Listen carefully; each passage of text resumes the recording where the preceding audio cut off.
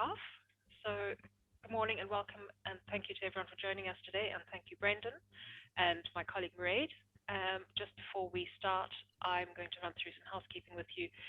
As you probably know, all attendee microphones and cameras are muted and turned off, but as Brendan's presentation is going on, please feel free to submit your questions through the question and answer screen at the bottom of your screens.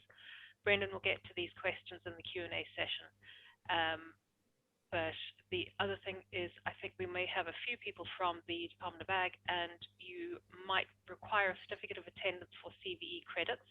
If that is the case, I'll put an email into the comments box. So if you'll email us with your Veterinary Council of Ireland registration number, and we will provide you with a certificate for that purpose. In the meantime, that's all from me. I will hand over to Mairead, and Mairead will do an introduction to Brendan. Thanks, Tracy. And good morning, everyone, and welcome to the Safe Food Knowledge Net webinar on the application of a novel non-thermal processing technology for the agri-food sector. So our presenter this morning is Professor Brendan Gilmore. Welcome, Brendan.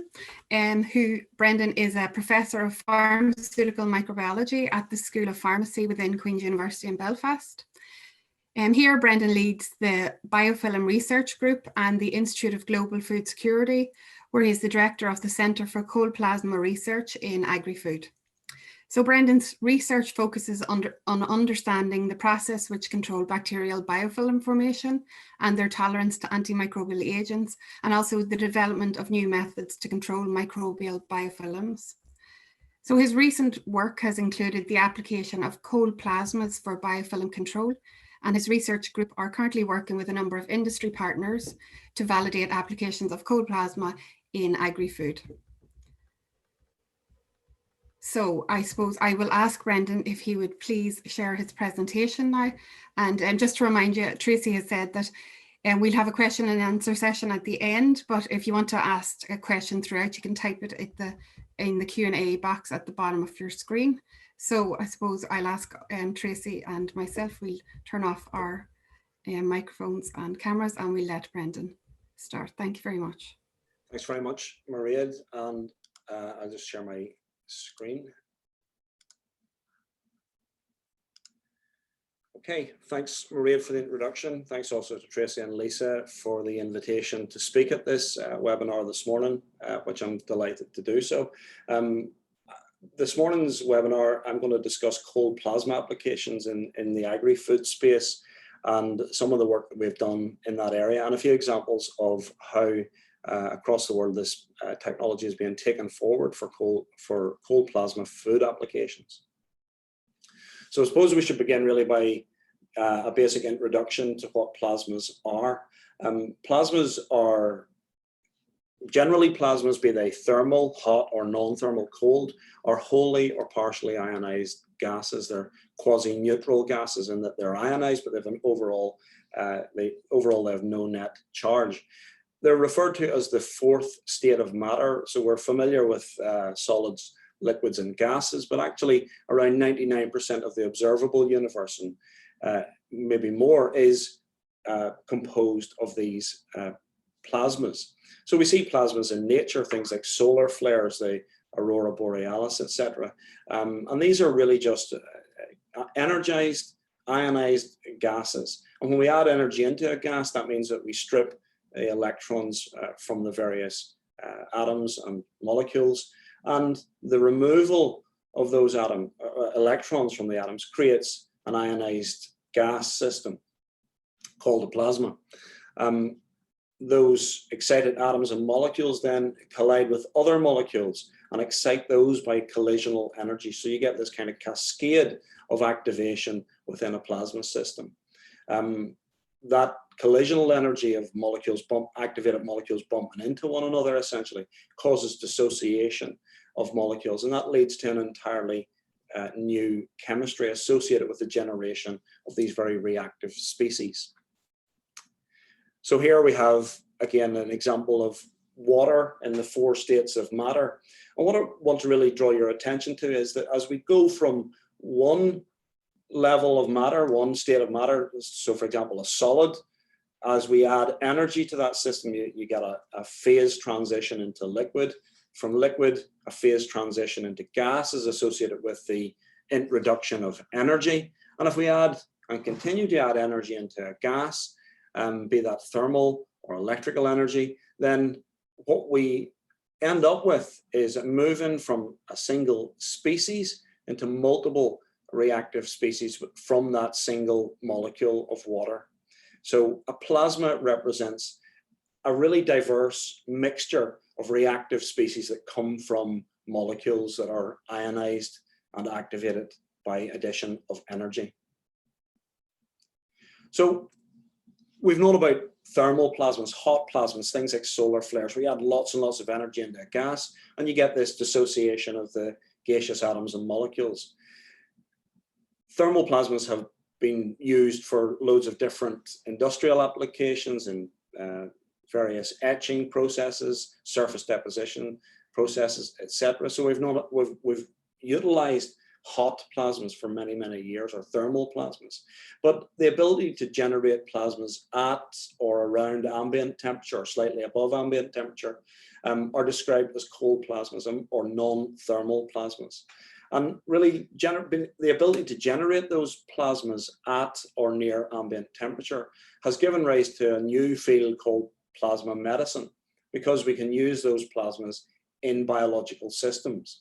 And recently, so that plasma medicine field has concentrated largely on things like cancer and infection control, and in some cases cosmetic surgery and those kinds of things. Recent interest and has really burgeoned in the area of applying cold plasmas in the agri-food space. So we typically generate plasmas in a number of ways, and I'll look at the devices, the various devices and types of approaches to generate them.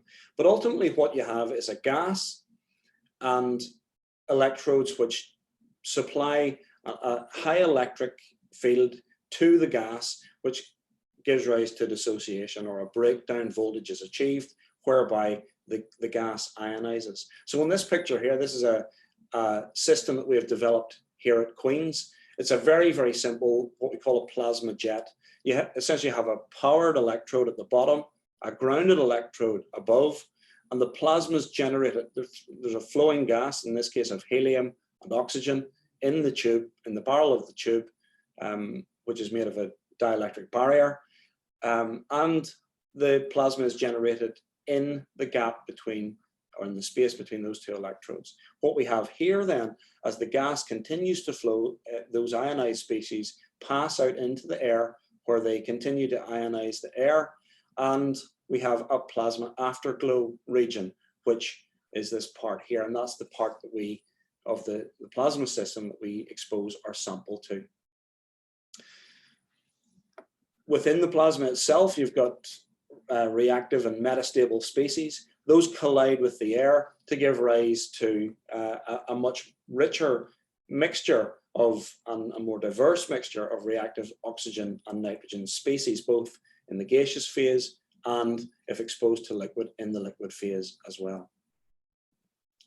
So here are a couple of basic approaches, schematics to the basic approaches to generating a plasma and exposing. In our case, we're interested in biofilms, these surface aggregations of bacteria that typically resist antibiotics and disinfectant agents because they're growing within this surface attached colony, which exhibits various resistance mechanisms or phenotypic resistance mechanisms. So the first way that we'll look at is what we call a dielectric barrier discharge plasma. So we have an upper and a lower electrode. The upper powered electrode, then the plasma is discharged in the gap between the electrodes, and you can put your sample to be treated within that gap between those two electrodes. Now the gap distance is really important because the shorter the gap, the more effect, for example, your sample will have associated with electric fields and so forth. But the gas here is usually static. You can pump a gas, of course, through this system, but it's a static gas system. There's a gap into which you generate your plasma discharge, and in that gap you treat your sample. I mentioned the plasma jet in the last slide. So the plasma source is the jet here. The plasma is generated inside the tube. The gas flow carries that ionization wave into the air, where it continues to, through collisional energy, ionize the gas into which it is generated. And we have an afterglow plasma system. But these plasma systems tend to be highly effective and reasonably aggressive treatment systems, where you get, high kill in reasonably low contact times. The gap distance, the separation of the nozzle from the sample is also really important, but that can be tailored much more easily than the size of the gap between two electrodes. So those are the two basic approaches. Here are a couple of examples. This is a couple of examples of a dielectric barrier discharge, and in this case it's what we call a corona discharge, where the discharge is into the gas from these individual pins or electrodes towards this base electrode, and your sample sits in between. Similarly here, your plasma generated but in the gap between two electrodes. Now, what's interesting here is, and worth noting, is that because of the ionization, you get purple or pink coloration to the plasma, and that's really because it's ionizing components of the air, which is primarily nitrogen. So you get these blue or pink lines. Plasma generates, as I've mentioned, a very, very diverse and rich chemistry. And this is really important in understanding how plasma works and how we can harness plasmas to treat materials or to treat infections, etc. So within the plasma, within this gas phase, you've got a lot of reactive nitrogen, oxygen, maybe if you've used a noble gas, which is lower breakdown voltages and therefore easier to generate a cold plasma in compared to air, which is a higher voltage of breakdown, requiring a higher voltage, more energy to go into the system. So it's harder to keep those systems cool. So lots of people use noble gases, and noble gases generate these metastable species that take part in ionization through collisional energy. But as soon as that plasma hits the air, irrespective of the species, the gas that it's generated in, you get further generation of reactive species. So you get hydroxide, ozone, hydrogen peroxide, nitrates, nitrites, superoxides, etc. So a large mixture, a diverse mixture of reactive oxygen and nitrogen species get generated in the gas. But of course, we use that plasma with that diversity of reactive species to treat surfaces. So the surface is really important, and depending on the surface that you interact it with, the interfacial chemistry is really important. So what occurs in that very thin interfacial area is translocation of species from the gas, from the plasma, gaseous phase, into the liquid or the solid surface. So you get penetration, and the penetration depth will depend, of course, on the surface, because it could be skin or it could be the surface of a liquid.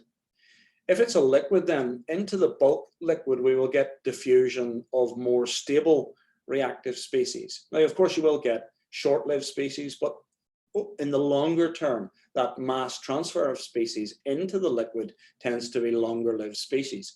Things like hydrogen peroxide, hydroxide, which is reasonably short-lived but important for antimicrobial activity, ozone, nitrates, and nitrites. So that tends to be the reactive oxygen and nitrogen species that ends up in the bulk liquid.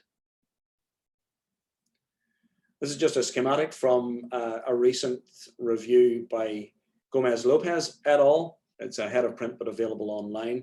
Mechanism of action of plasma systems. Now this includes thermal plasma systems, so we can remove from this discussion thermal radiation. There will be small amounts of thermal radiation generated in a plasma, of course, in a cold plasma, but really what you're looking at in terms of the non-thermal plasmas are these reactive species. Yes, because you've got ionization, you've got electrodes.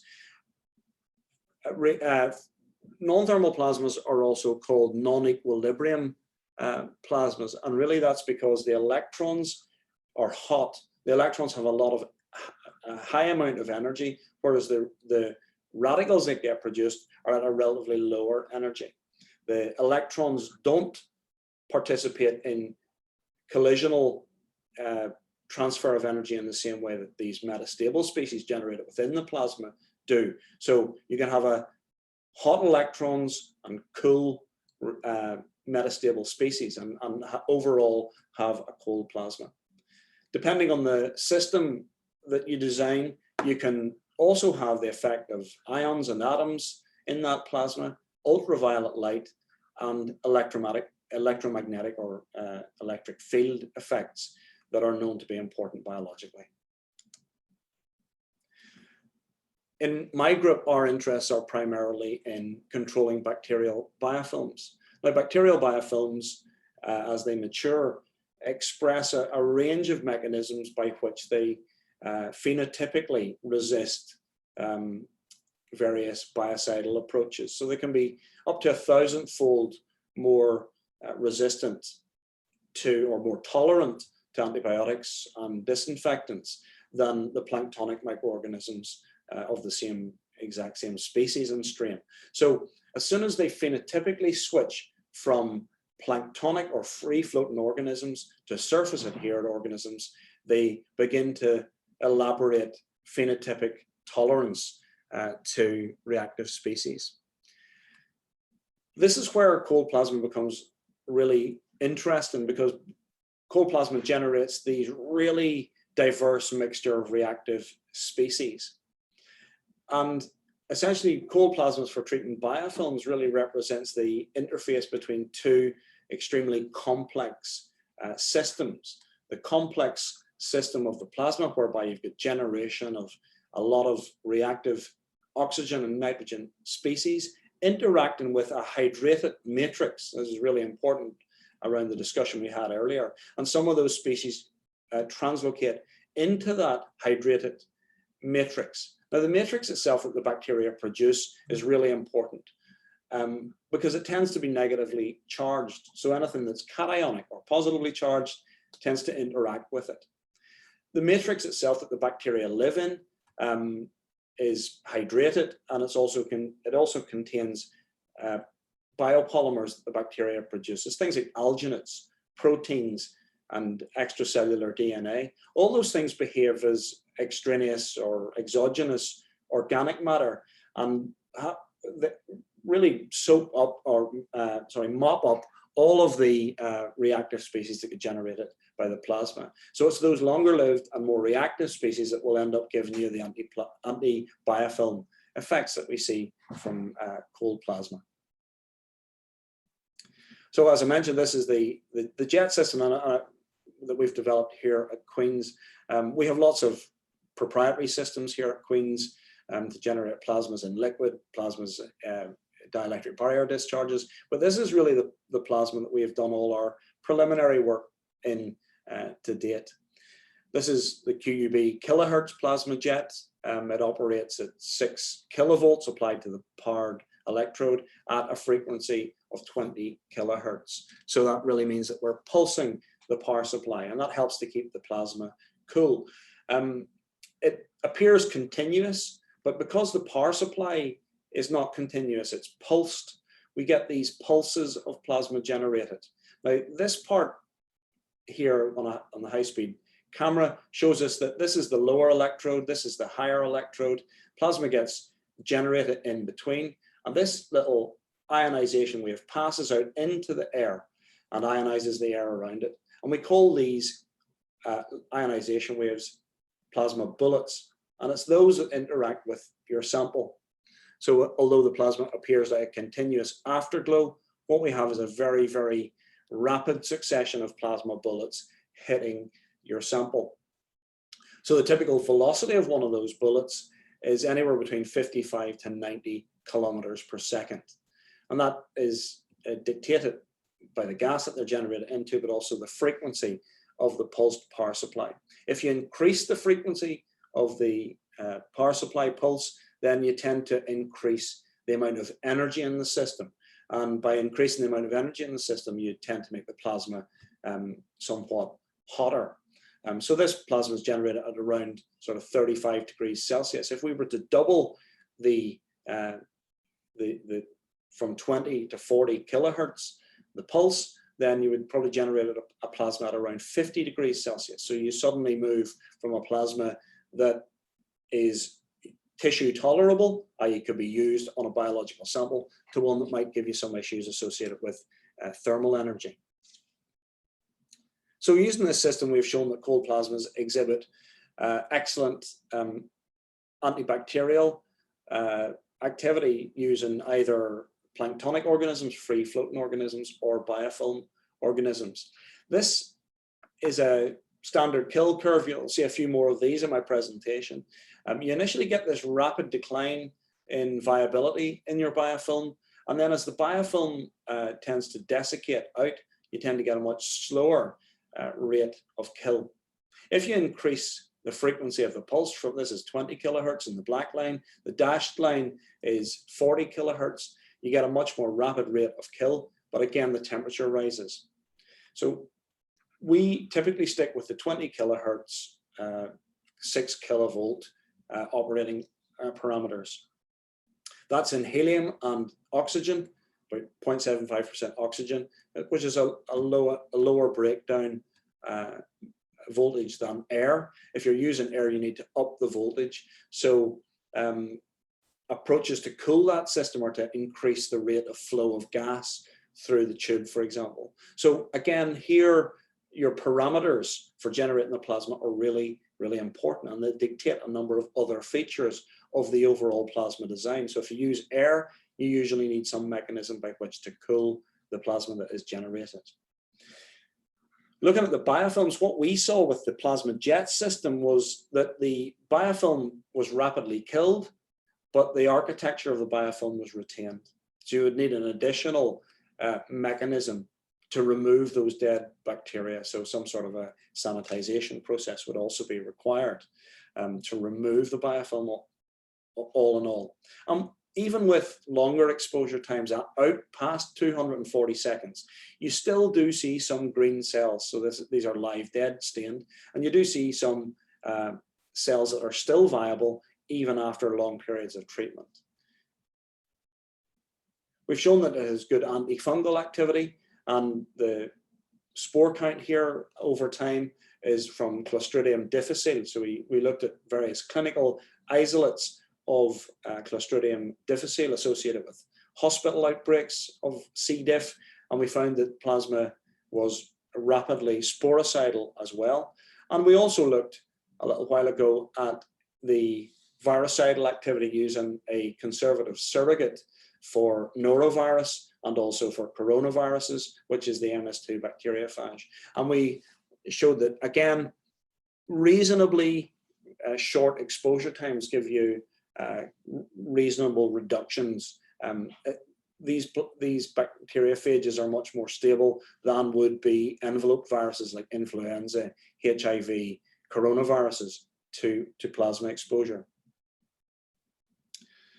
We also wanted to know the mechanisms of action, because if you can understand the mechanism of action and understand how the bacteria respond, it might be possible to tailor those very complex mixtures of reactive oxygen and species to give you the kind of kill that you want and avoid, for example, persistence in your system. So what we showed, what we showed here was that if you treat plasmid DNA as a surrogate for cellular DNA with plasma, you get a very, very rapid reduction in supercoiled DNA. That's the native DNA. And what we found was that the DNA, because of strand breakage, linearizes over very short exposure times. And if you increase the exposure times, what you get is DNA that's essentially chopped up into much smaller fragments. So it seems to damage the DNA of the bacteria. It also kills off any enzymatic activity that the bacteria may be expressing. So it can be good for getting rid of exotoxins in certain infection scenarios. These exotoxins are essentially proteolytic enzymes that the bacteria produces to degrade the host matrix. So again, very short plasma exposures led to significant reductions in Vmax, or the ability of that enzyme to turn over its natural substrate. However, what we think might be more important is the activity of some of the reactive species generated in the plasma to the cell membrane. So what we looked here was at lipid peroxidation, and we see that that occurs over time, and also over the same exposure times, we see significant leakage of of ATP into the extracellular space. Bacteria expend a lot of metabolic energy into generating ATP as an energy storage molecule to drive reactions inside the cell, so it shouldn't appear outside. If you've got a leaky membrane for any reason, you'll see and measure ATP in the extracellular space. So again, we looked at Pseudomonas aeruginosa as a relatively difficult species to control, present in engineered water systems, etc., but also an important human pathogen. And we looked at some cystic fibrosis isolates supplied by Professor Michael Tunney in the School of Pharmacy here. What we found was that, so what's known is that under normal circumstances, Pseudomonas aeruginosa produces either mucoid colonies that produce a lot of extracellular matrix, or non-mucoid colonies which don't produce as much extracellular material.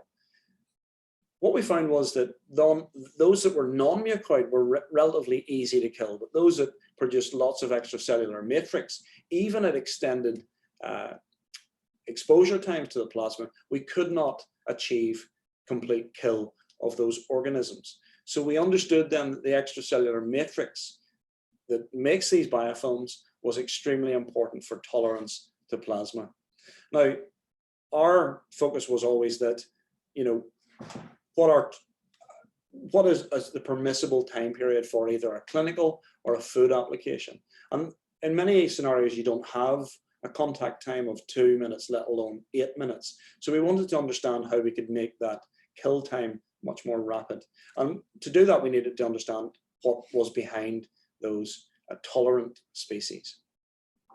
We looked at taking planktonic Pseudomonas aeruginosa and adding in components of the biofilm into the liquid.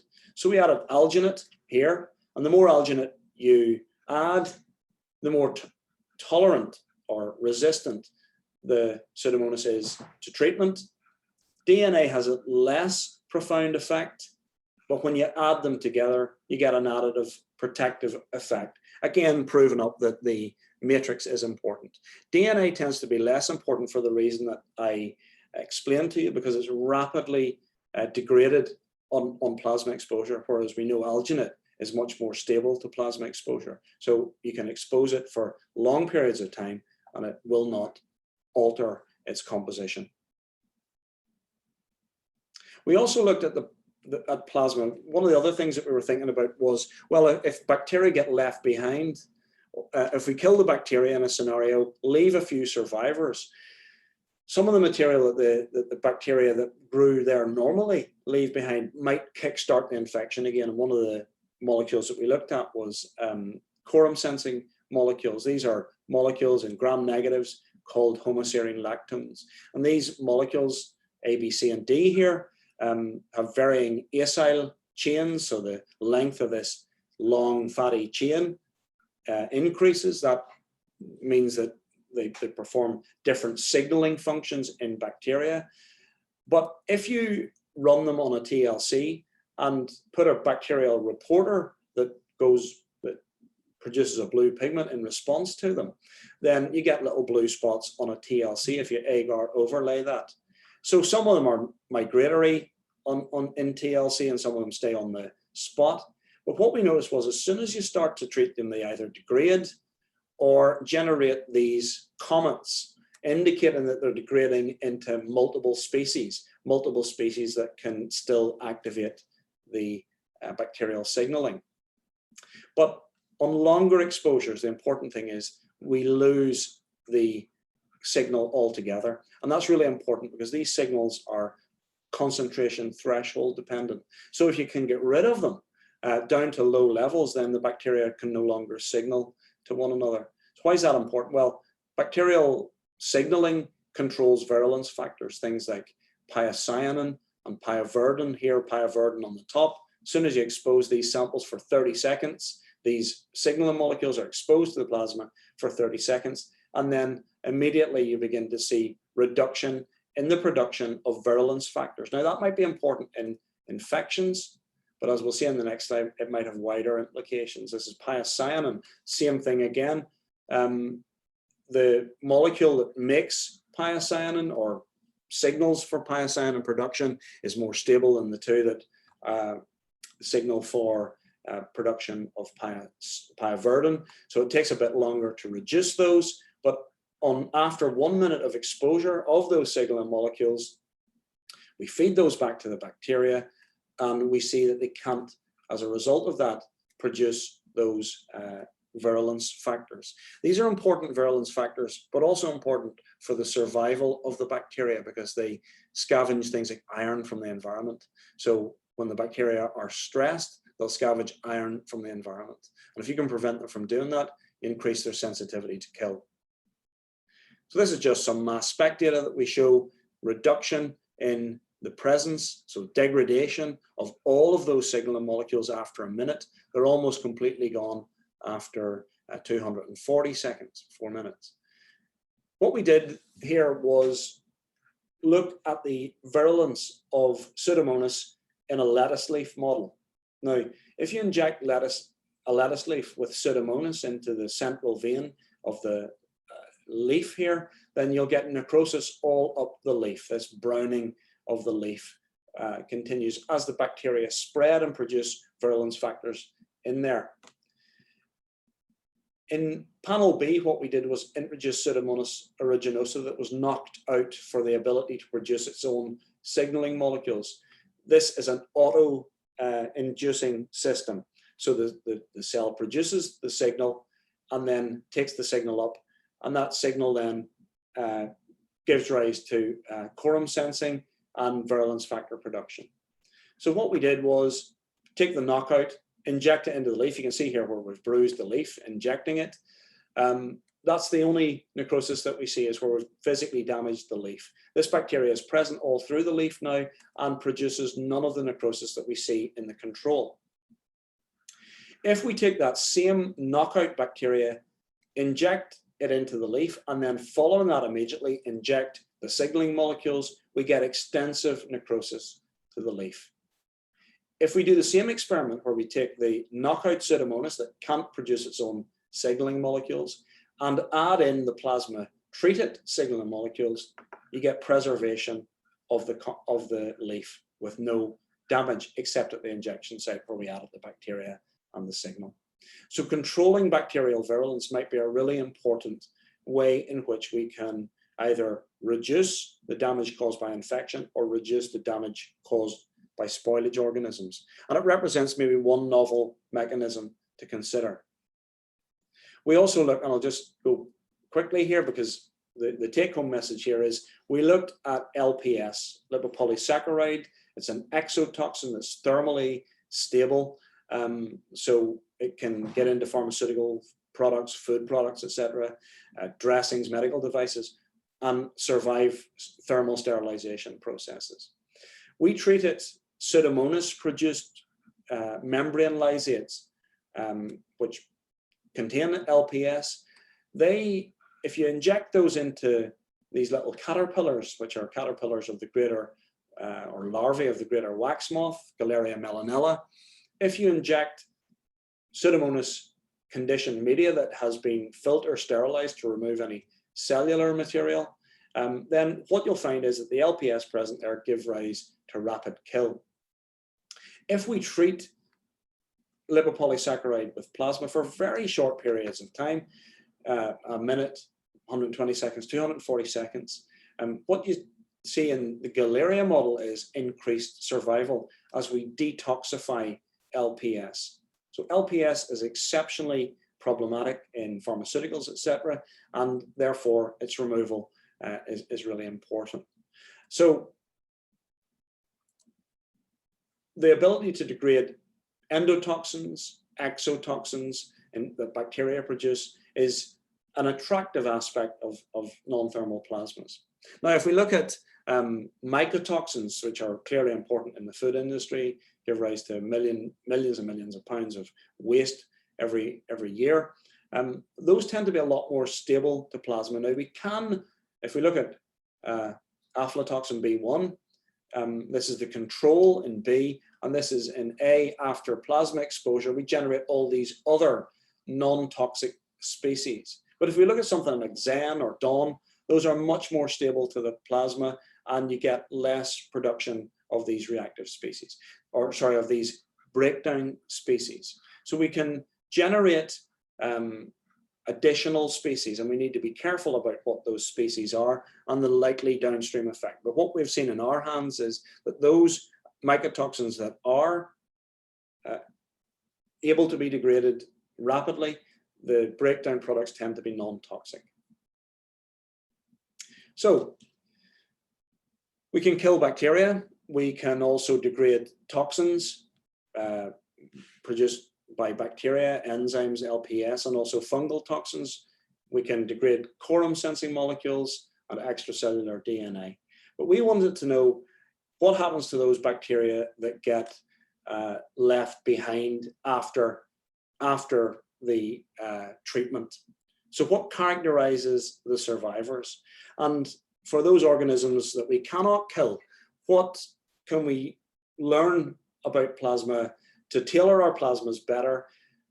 And we asked, could omics approaches, transcriptomic type approaches, elucidate bacterial response to sublethal plasma insults?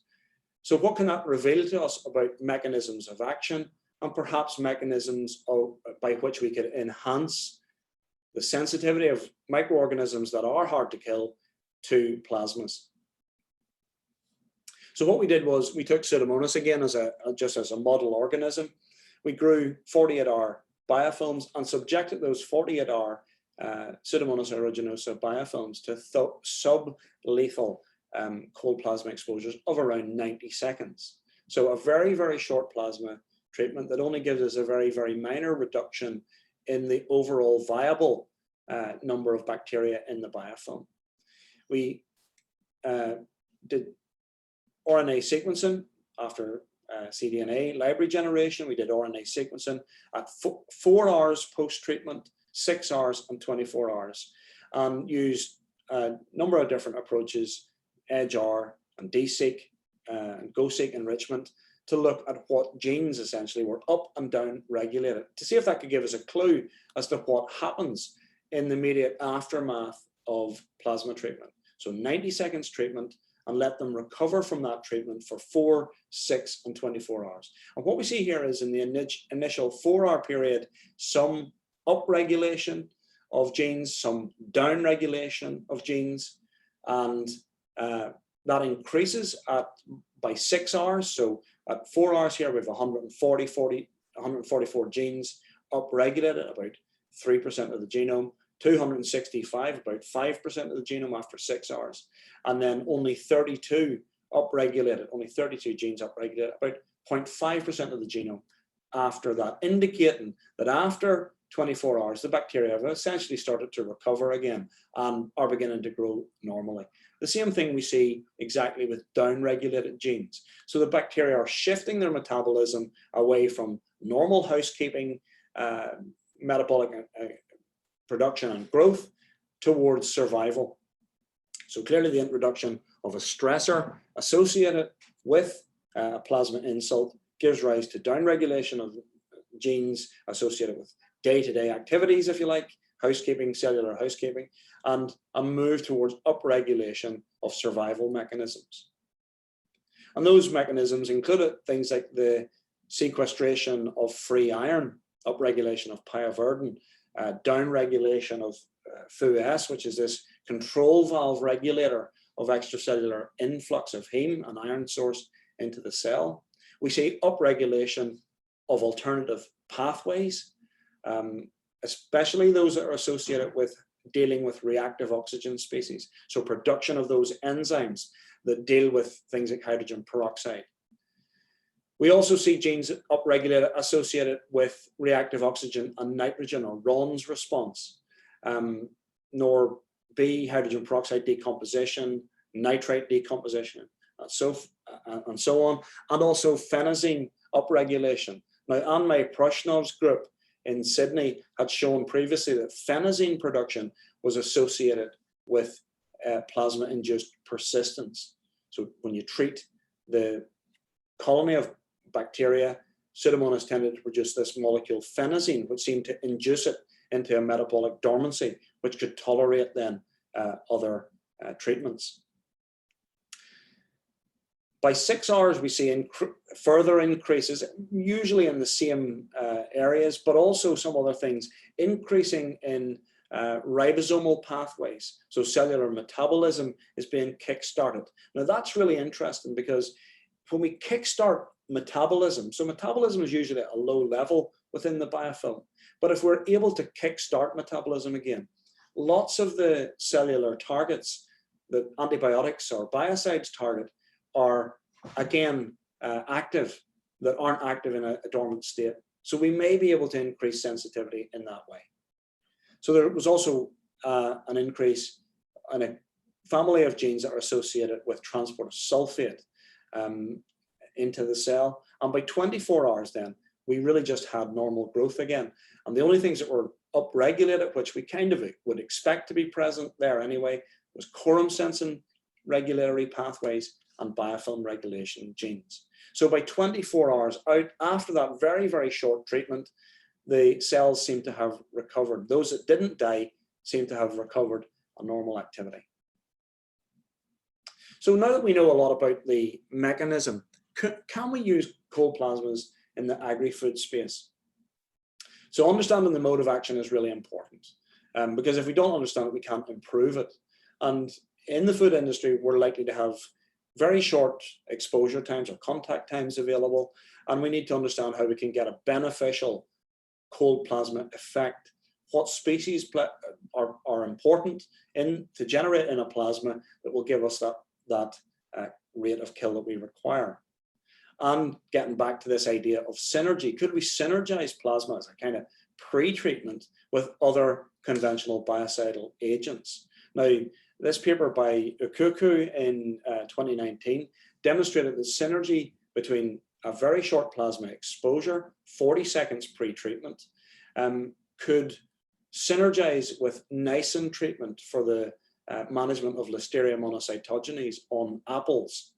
So after 60 minutes of nisin exposure only, you get a 3.5 log reduction of Listeria.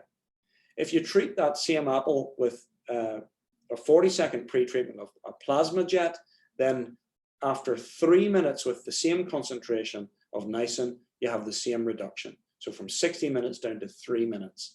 These are more like the kind of exposure times that we could viably use in the food space. There's a little timeline of the plasma medicine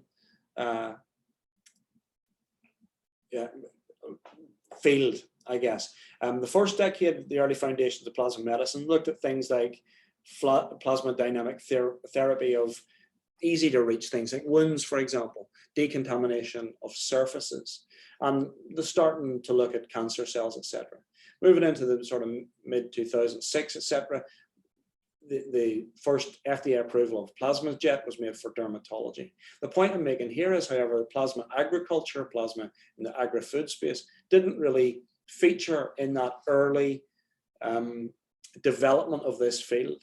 And now plasmas in agriculture, plasmas in the agri-food space have experienced an explosion of interest really since 2015. So a market report indicates that one of the leading market report providers has said that the cold plasma market will be worth $51.3 billion by 2026 and is predicted to expand at a combined annual growth rate of 16.3% between 2018 and 2026. Importantly, the main driver for that was deemed to be in the food and agri industries.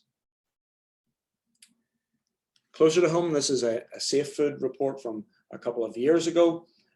looking at consumer preferences of poultry decontamination methods in the island of Ireland. And what was interesting to me was, as someone who works in basic plasma, cold plasma science, is that 39% of people regarded that as a potentially acceptable meat decontamination treatment. Had you asked me, I would have thought that the average person probably wouldn't have heard of cold plasmas as a potential food treatment, but those, and many in Ireland, for example, Brajesh Tiwari's group in Chagas have been pioneering this and other non-thermal methods for many, many years now, and are amongst the leading groups in the world in this area. So it's great to see that cold plasma amongst the general public is perceived as a potentially acceptable treatment for food and for controlling decontamination. One of the other really world leaders in the application of plasmas in the food agri sector is Professor Paula Burke at UCD, and this is a schematic that she produced in an excellent review in 2018 in Trends in Biotechnology. And here Paula's group really coalesce and bring together all of the various potential applications of plasma in the agri-food sector, right from plasma treatment of grains to increase generation and yield, plasma generated nitrate fertilizers, and there's been great strides in that area recently in production of green ammonia and so forth, reducing bacterial levels post-harvest, degrading pesticides, mycotoxins and so forth, pasteurization, reduction in food waste by extension of shelf life, etc. And an area where again Paula is a world leader is in the application of plasma activated liquids for decontamination.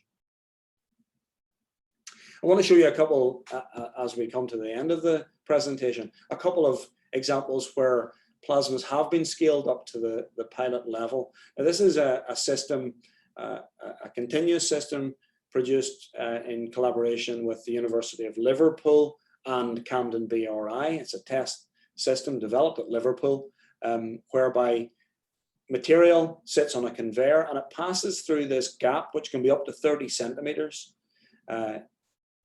deep. The material passes along a conveyor, is exposed to plasma as it passes on the conveyor. The plasma is generated in the gap. You can see here, plasma is generated these electrodes, and as these continuously pass through, they're treated. And a short plasma treatment through this system was shown to increase the shelf life of packaged strawberries by up to 3 days in this system. So these systems are being piloted in the food industry, and not just for fruit, but also for meat and other products as well. The gap size is important, obviously, because being able to generate a plasma in a very short gap is fine, and experimentally can be used to tell you lots and lots of things. But being able to develop plasmas which can discharge and give you kill or control of your pathogen or spoilage organism in larger gaps is really important. This is a system from Plasma Leap's portfolio of devices called a corona discharge, or it's a corona discharge system called the Plasma Leap.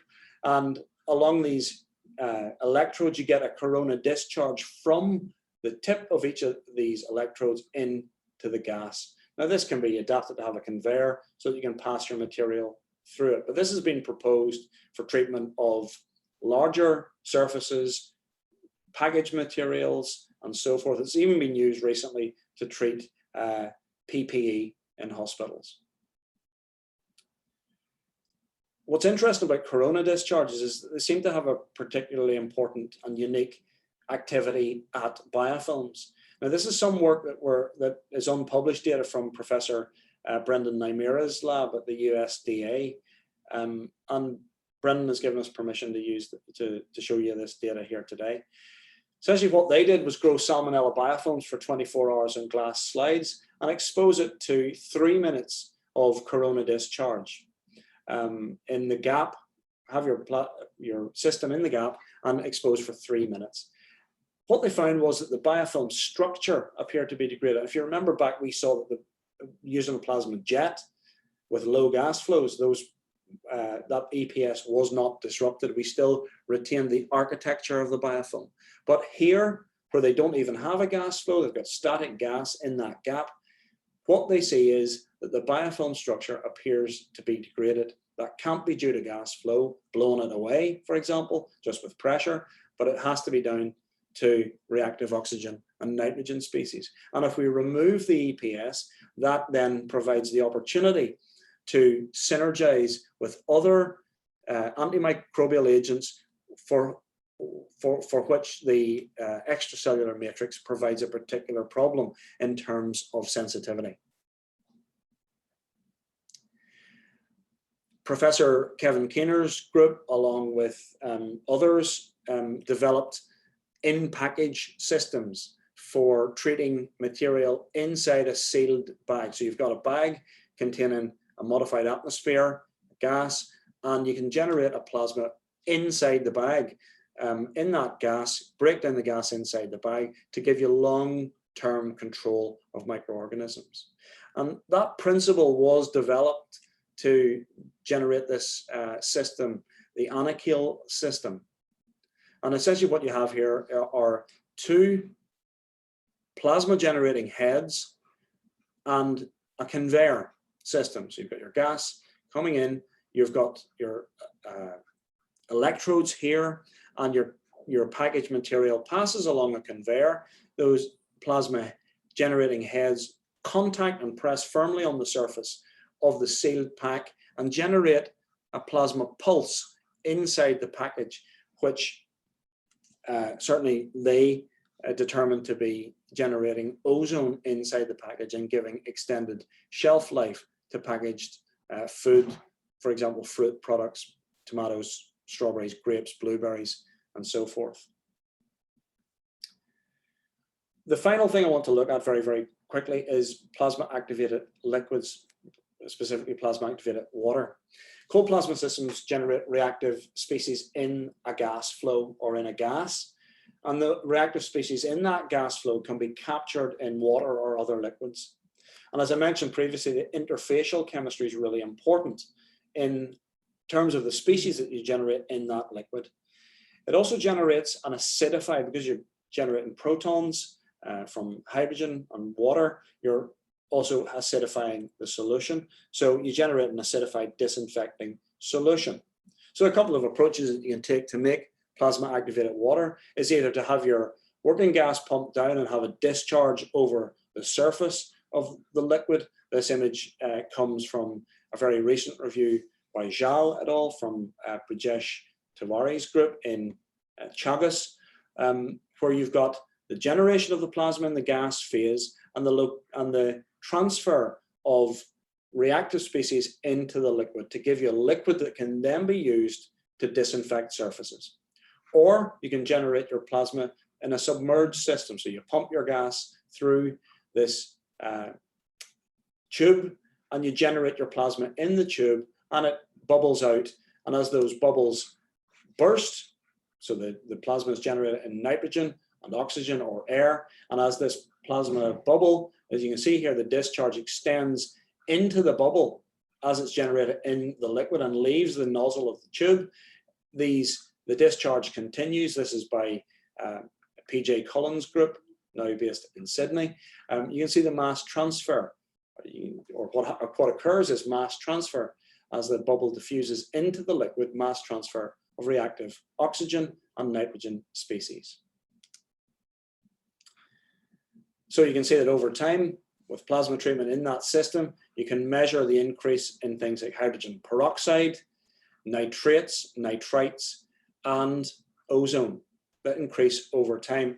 Also over time, you go from sort of physiological pH or normal pH down to an acidified system. So that has to be taken into consideration as well, where acid sensitivity may be an issue. So in conclusion then, cold plasma is an effective, water-free, chemical-free, contact-free antimicrobial processing technique. It's also non-thermal. And the parameter space here is extensive in the devices we use for the generation of non-thermal plasmas. That's great experimentally, but it's also a challenge in the translation of this technology, because the parameter space is huge in terms of the types of plasma device that we could potentially design and use. And then that means that the plasmas that are generated have slightly different mixtures of reactive oxygen and nitrogen species. Plasmas have been shown either in gaseous or liquid phase to have efficacy against a wide range of human pathogens, contaminating, outbreak, and spoilage associated microorganisms. Recently, it's been used or examined as a method to control coronaviruses. It's effective against planktonic and biofilm phenotypes. In terms of future considerations, what we really need to think about is the exposure times that are going to be permissible within either clinical medicine or within the food industry. And in order to get us to those, we may have to think about synergy with conventional agents or processes. We need to think about where we can integrate plasma with existing processes and equipment, its scalability, and also, obviously, its regulation in Europe. So with that, I'd just like to thank my funders and collaborators, and I'll be very happy to take any questions that you may have. So I guess I stop sharing my screen, Maria, yeah? Yeah, sure, you can do that, Brendan. Thank you very much. And thank you so much for taking the time out to join us today and giving us a very interesting and thorough presentation on cold plasmas. I think it's really great for us to get an update on these types of new technologies and how they can be applied in the food industry. So thanks, Brendan. We have a number of questions coming in for you, but I might start off with...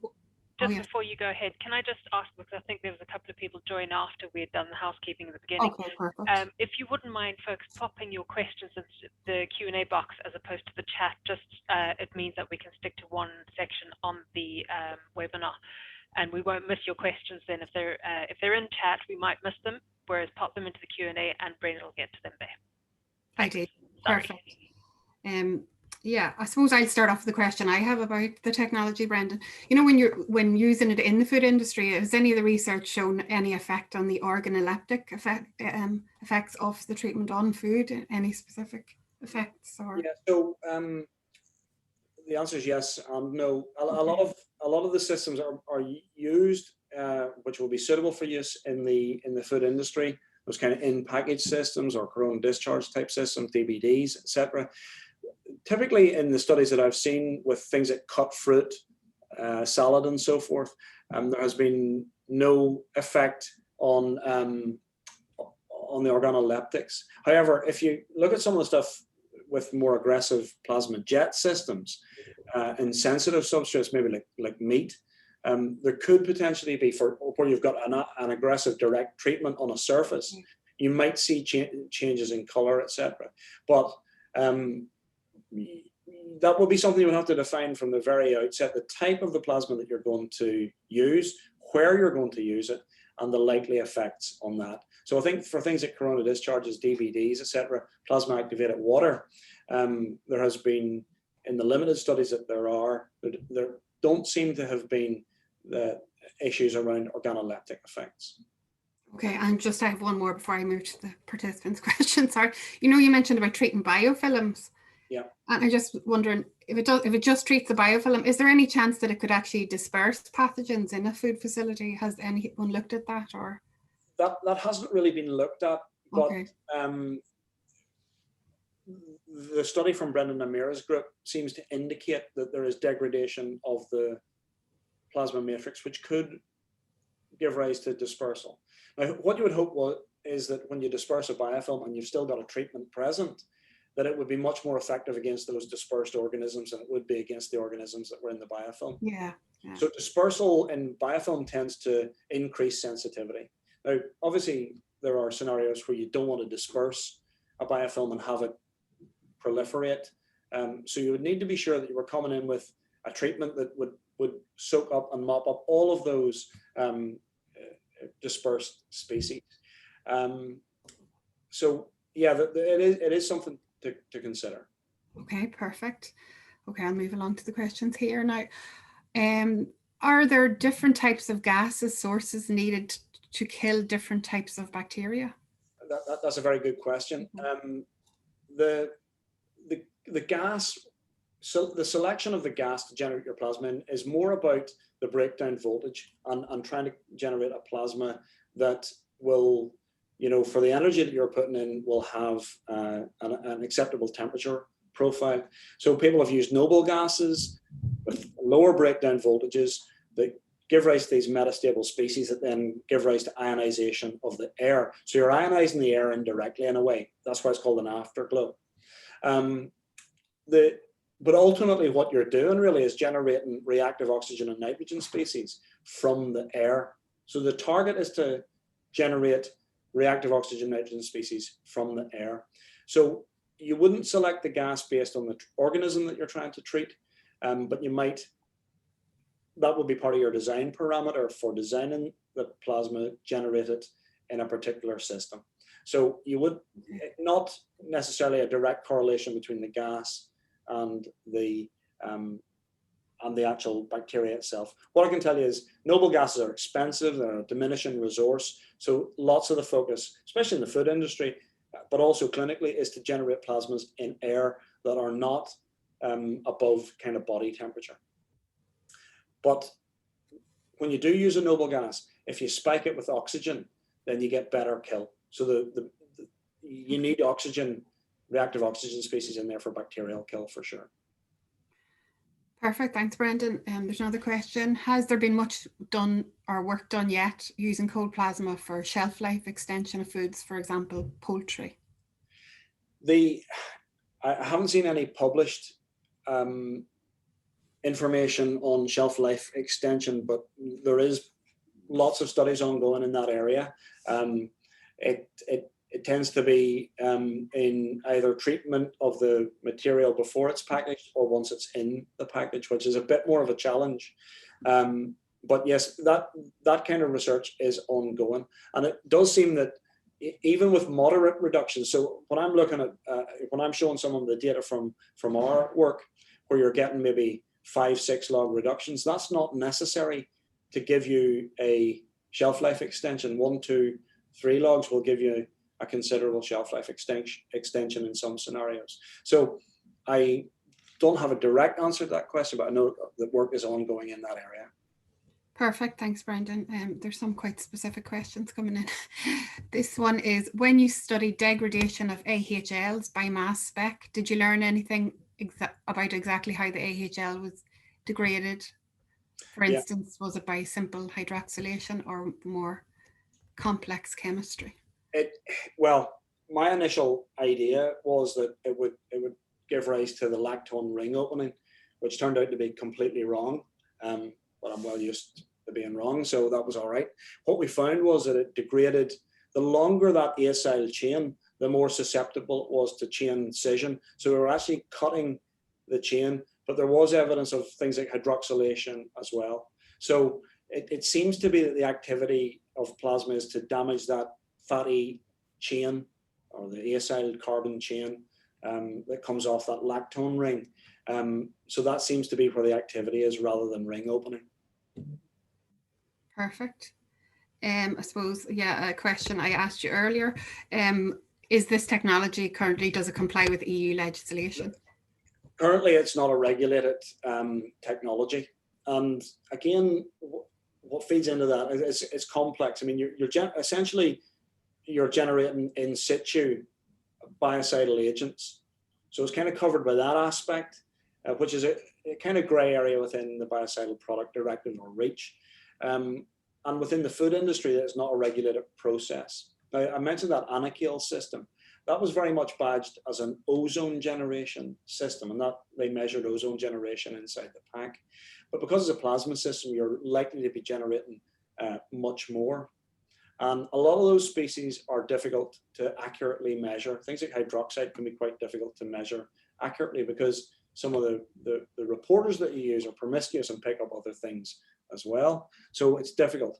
So I think there will be a complicated conversation around how you regulate this because of the difficulty in proving exactly what's generated. As an ozone generation technique, ozone's already regulated. The low bar may be to go through an in situ biocide generation system or as a pre-treatment, but at the moment this is not regulated for as a food treatment in the EU. It's an early stage technology. Okay, and someone else is asking about the cost of plasma treatments. You know, obviously this will be very important within the agri-food industry. So the cost associated here is really just, it's low cost potentially, because all you need to do is, air and a power supply. So it will, of course, require electrical, you'll have to generate high voltages, but that technology is reasonably old to generate that kind of voltage, and it's not particularly consuming of power. So I think it potentially is a very cost-effective technology, especially if you're generating power to run these things from renewable sources. It could be pretty much a circular process. You just need air though. That's all. So air is free, and air and electrical power is all you really need. Perfect. And someone else then is asking about the safety of using coplasma for operators. But yeah, well, it does rely on high voltages. So you certainly wouldn't want to be in contact with those electrodes. But these would be designed into systems where the operator would not be exposed to any chance of electrical shock, for example, like any other technology.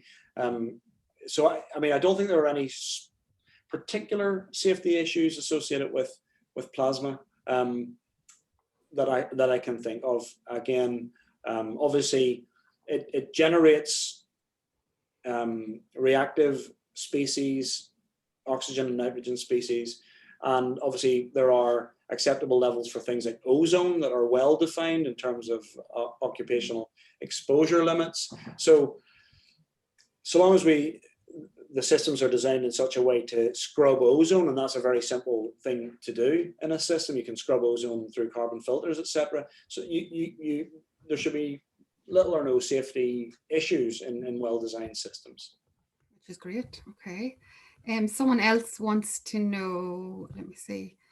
Yeah, is there any evidence of bacterial resistance development to plasmas, if you know that? It's a good question. There's very little work in that area. I mentioned the study by Anne-May Proshnov, and what she found was, and what others have found, is that it seems to, sometimes when you expose a very high density culture, you get a tail where you don't kill everything, and you can keep exposing that same culture to plasma, and you get these persistent organisms. That seems to be a feature, but that's true of any antibiotic that you can think of, or any biocide. Yeah. You never kill 100% of what's there. You typically leave a small percentage of dormant cells that don't respond to that treatment. That seems to be true of cold plasma as well, unsurprisingly. But in terms of actual resistance development, in the same way that we get antibiotic resistance comes about through mutation of targets or acquisition of genes that let you break the antibiotic down. But an antibiotic is a single agent. This generates multiple reactive species. So it would be hard to conceive how a bacteria would acquire resistance simultaneously to all of those at once, because it would need to, because it's getting hit by several different species at different cellular targets. So I would never, as a sort of microbiology researcher, never say never, but at the moment it would be difficult to see how this sort of combinatorial treatment could give rise to resistance. But, evolution is a powerful thing. Okay, we have another one. Let me see. Can water dispersed plasma work within a pasteurizer biofilm? It's a very good question, and I don't know the answer. There seems to be a lot of evidence to suggest that they're very effective. Plasma flushes or plasma water is very effective at either killing the biofilm or maybe being used as a pre-sensitizing technology to treat biofilms. whether in that particular scenario, I don't really know, but I would expect that you would certainly, with plasma activated liquids, get some reduction. And that system that I showed you from Plasma Leap, from PJ Cullen's group, you can, they know that if they treat bacteria in that liquid, you get extremely rapid kill, because you've got very, very short-lived species in there that if there's something around, it'll kill it. But if you, take that water then and go and treat it, that time period between generating the water, you've lost those very, very reactive, long, short-lived species that give you rapid kill, but you can then get kill with the longer, more stable species, but it takes longer, exposure time slightly longer. Perfect. We have 3 more questions. So I'd say we'll leave it at that after these 3, because we're taking a lot of your time, Brendan. This person said, I am interested in valorization of grape pumice by cold plasma. Okay. I find in the literature 2 techniques: high voltage atmospheric cold plasma and high voltage electric discharge. I wanted to know if those 2 techniques are the same, as they both enhance the extraction of phenolic compounds. Sorry, I'm just reading the question. Oh yes, yeah. Oh, you can see it. That's good, because it's quite long. Yeah, so I would need to say again. It'll depend on the systems that they use, but I suspect they're probably the same in that they generate a cold plasma that is probably reasonably similar. High voltage atmospheric cold plasma and high voltage electrical discharge. It sounds to me that one might have been a plasma jet system, but it's not clear from that. But the other discharge is probably a dielectric barrier discharge. So I think ultimately what's happening there is, irrespective of how the plasma is generated, it's probably due to the same reactive species, I would suspect. But yeah, that it's a really big area is valorization of wastes, and the role that cold plasma might be able to play in that. Perfect. Okay. Then there is a huge discussion about plasma for air treatment with the long-lasting ions providing a residual effect. If the system kill a wide range of pathogens, is there potential for collateral human cellular damage?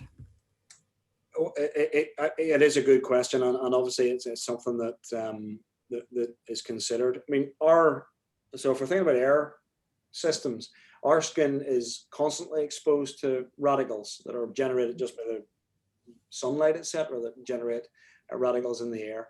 Now, obviously, if you're generating a cold plasma, you're probably generating that in a very focused way, to give you a focused high concentration of reactive species at a particular spot. But distance from that generation is very important. So if you're at distance, there will be a sort of exponential drop off in the reactive species, and that limits the gap size, for example, in those discharge systems, because you'll get to a stage where there's almost nothing hitting your sample. So I think, yes, on paper, of course, reactive oxygen and nitrogen species could be damaging. Our skin, for example, is protected by the presence of lipids. The stratum corneum is keratinized, so that's the upper layers of the skin. So I think, yes, it's always something that would need to be considered as any long-term cytotoxicity associated with these systems. But in air, I suspect the path length of these reactive species is rather short. So usually for air decontamination, you're probably pumping air through a plasma filter system and driving it through that and hoping to, degrade any, odor molecules or bacteria that are present there in that confined system and pump the air out the other side. So I think, of course, risk is always, it always has to be considered, but I think it's minimal, to be honest. Perfect. And our last question, how effective is cold plasma to pre-treat biomass for the production of bioethanol? That's a very good question, and one I don't know the answer to, but I think the problem with cold plasma will always, or the systems that we currently have, will be the scalability of them. They're essentially a surface or minimally penetrative treatment system. So I guess the challenge will always be how you generate sufficient surface exposure. and how you continue to, for biomass, for example, how you continue to move that around and constantly expose it. If it's liquid, you could see that you could bubble plasma bubbles through it, and that mass transfer over a large surface area would give you good treatment surface area. But I think for solid biomass, limitation will be always the amount of surface area that you can expose to your plasma. But again, it's an excellent question, and I don't know the answer. It's not an area that I'm familiar with, but I know that there are people. Cold plasma applications for waste valorization has become a really hot topic. Perfect. Thank you so much, Brendan. I think we've squeezed every piece of information on cold plasma out of you this morning. Sure. Thanks so much for taking the time again to join us. Thank you. And I suppose just to let everyone know that the webinar recording will be available on the Safe Food Knowledge Network website shortly. And if you haven't signed up already, it's free to access, and you can sign up at safefoodkn.net. And also all participants will receive the webinar link and a link to a feedback form shortly. And we'd really appreciate if you could take a few minutes just to fill that out for us. And also Tracy has asked me to remind you that if anyone wants a certificate of attendance, just email knevents@safefood.net and they will get that sent out to you. So so that's it, I think. Is there anything else, Tracy? No, that's it for now. And again, thank you, Brendan, for a very, very interesting webinar. We've had great feedback, even in the chat section, from people saying how interesting they found it. And thanks for your time today. Thanks very much for having me. I really appreciate the invite. It's been really great to have a chance to answer all your questions. So thank you. Perfect. Come back soon. Thanks, everyone. Thank you. Take care. Bye-bye.